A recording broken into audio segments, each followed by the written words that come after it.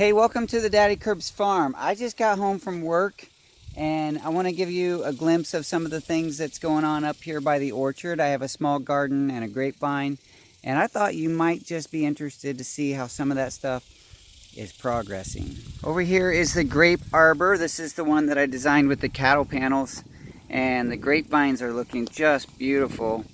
And you can see I have grapes hanging on here. I thought they were going to be all just red grapes, green grapes, but they are turning red.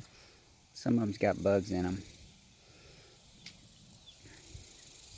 Even when they were green, they were really tasty, but I haven't eaten one yet that's turning a little bit red. This one's a little bit red and it doesn't have a bug in it, so I think it'll be okay to eat.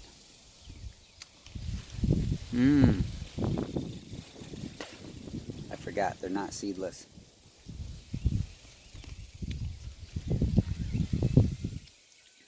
A little bit sour, but they taste good. We're probably not going to actually harvest a lot of them because we're not paying attention to them, but it's nice to walk up here every once in a while and just grab one. Look at this. It's nice, big. I should actually just pull that off and take it into the house. I think I will. I don't have a knife or anything. I might have to come back. Can I get it? Using my thumbnail. I don't want to jerk it around too much. There we go. I got it off. I had to use my keys to cut that vine on the end there. That's pretty nice. We'll see. I'll take those to the house and see if the kids enjoy that. The kids, like me.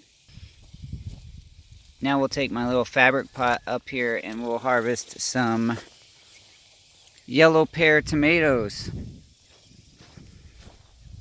This is the garden structure that last year I had several very successful tomato plants, and this year I planted all yellow pear tomatoes as far as tomatoes go. But it's very overgrown. Tomatoes are leaning into the aisles. I tried to get some of them strapped up with the rope there, and that sort of worked. This one didn't get rope, and that obviously just fell right over. We're just going to start collecting some of these yellow pears so I can take them in and make some salsa. Ooh, these are gorgeous.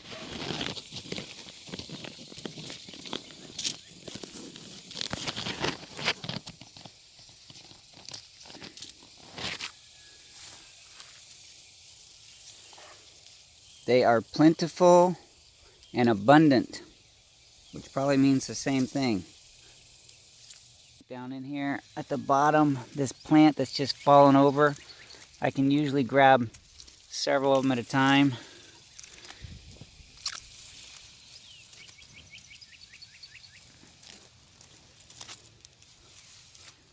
Some of them are going to get missed. They're falling on the ground. Yellow pears come off very easily when they get ripe. So they fall on the ground and then they just turn into worm food.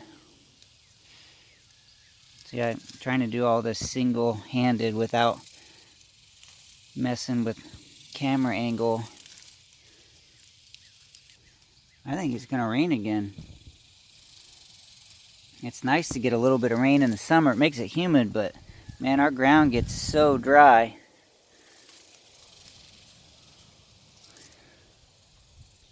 I'm going to come back around the other side of that plant. You can see a few cucumbers there too.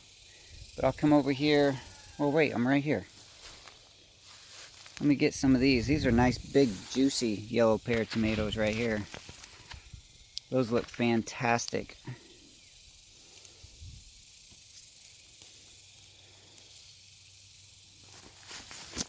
Get the ones down here in the bottom. Those are usually the ones that I neglect and then they fall off. This salsa, I made several batches of salsa already, and they were more medium to mild because that's what my wife likes. That's what Mama Curbs likes. But I want to make a batch that has yellow pear and habanero. Yes, that sounds really tasty to me.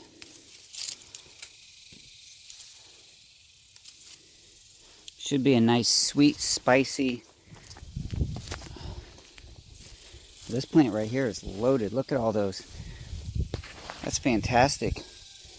I mean, I got yellow pears all around me. That plant right there looks like it's on its way out. And a lot of those tomatoes are getting kind of dried out.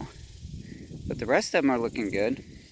And because I didn't plant any other tomatoes up in this area, I will be able to save seeds from these yellow pears. In my other garden, I had several varieties, several heirloom varieties of tomatoes, and they turned out great. But when you plant different varieties next to each other, you can't really save the seeds. You can save the seeds, but most likely you're not going to get the same tomato next year because they cross-pollinate, and then you end up with a hybrid of the two different tomatoes, which might be fun. But if you're looking to preserve a certain type of tomato, you really need to plant them separately. And this little garden space up here is perfect for that. Take my bag over here. I think I got 8 plants up in this area, and they're all doing really well, except for that one that's kind of drying out. I do have to be careful in this space though, because we have had snakes, and this little garden with all this cover would be a really good place for a rattlesnake to hang out. And that's just something to be aware of when you live in Texas. You go stomping around a place that has a lot of cover, and you could be interrupting somebody's nap, and that would not be good, because some of these critters around here are really cranky when you interrupt their naps. Not this critter. My naps get interrupted all the time, and I've had to learn to not be so cranky. Boy, there's a lot of tomatoes. I might fill this little fabric pot up. I'll probably let some of them get really big and old on the vines. That way they'll produce really good seeds.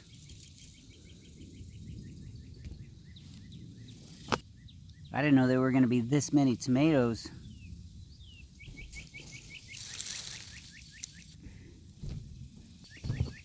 Really ripe, so they're dropping onto the ground, so I'm going to lose a few of them. I probably won't even have to replant yellow pears in this area next year.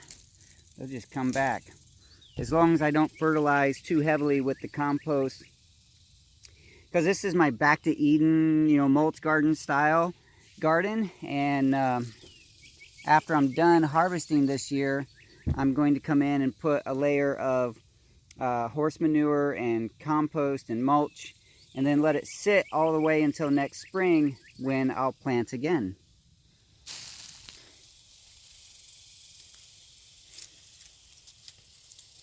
I think I hear rain in the distance.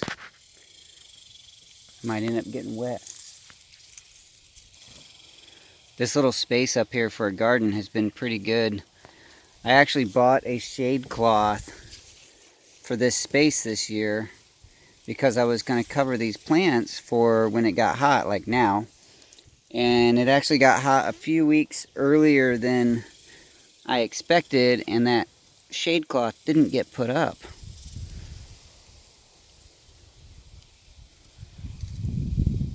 Today it feels really nice with that.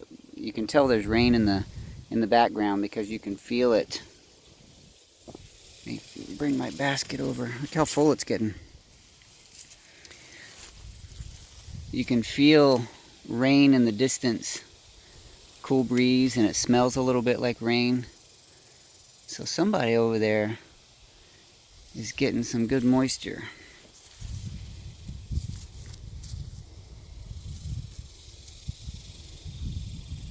Oh, I felt a drop. It's probably getting closer than I'm going to end up getting wet, because I can't jump out of this garden that fast. Let me get a few more tomatoes here.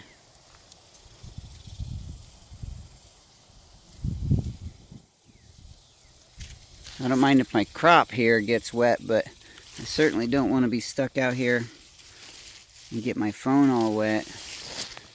My camera. Right now I'm recording with my Galaxy Note 8.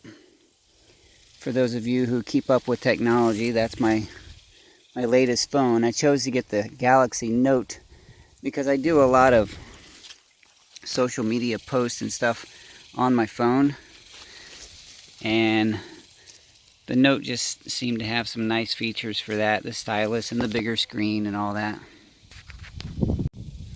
You can see some of those rain clouds up behind me. I'm going to go ahead and get out of the garden because I don't want to get stuck in this space if it starts raining too heavily. Sometimes here in Texas, probably everywhere, but here in Texas we're pretty accustomed to it being hot and dry, and then when the rain is coming, it just shows up in a hurry and it comes down super duper hard.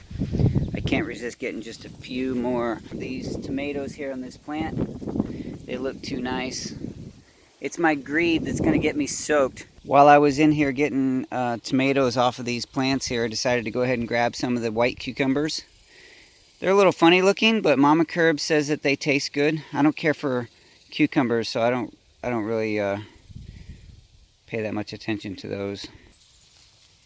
There's a lot more tomatoes up here, but I know I've already said it once, but I'm going to grab my little harvest bag and get out of this garden space. And we're going to go, I didn't grow any hot peppers this year, so I'm going to have Mama Curbs run and get some. I'm not going to have her do it. She's already going to the store, so she's going to grab some hot peppers for me and some cilantro, because all of my cilantro bolted early because it got hot early, which means it just goes to seed. And so I'm ending up with some coriander, the seeds that we can grind up for spice, but not so much for the salsa. So I got a nice bag of goodies here to take to the house, and I figured, why not take the phone out, do a little video, show you guys what I'm doing. This is a Monday evening. I went to work today and then actually I couldn't drive to work today because the little farm truck that I've been driving was making horrible noises. I don't even know what's wrong with it. So we're down to just these two vehicles. The gold truck is my truck. That's the one I normally drive. Mama's Suburban was totaled, and so I've been driving the blue truck while Mama drives the gold truck. And yeah, the blue truck didn't want to perform this morning, so Mama Curbs had to drive me to work. Well, we're going to go in the house and we're going to eat dinner and then make some salsa. Thanks for hanging out with me on this short, fun, gardening, harvesting episode on the Daddy Curbs farm. It is truly a pleasure hanging out with you guys. Here on the Daddy Curbs farm, we believe that everyone has a story and every story counts. Thank you so much for being a part of my story tonight and allowing me to be a part of yours. I'll talk to you soon.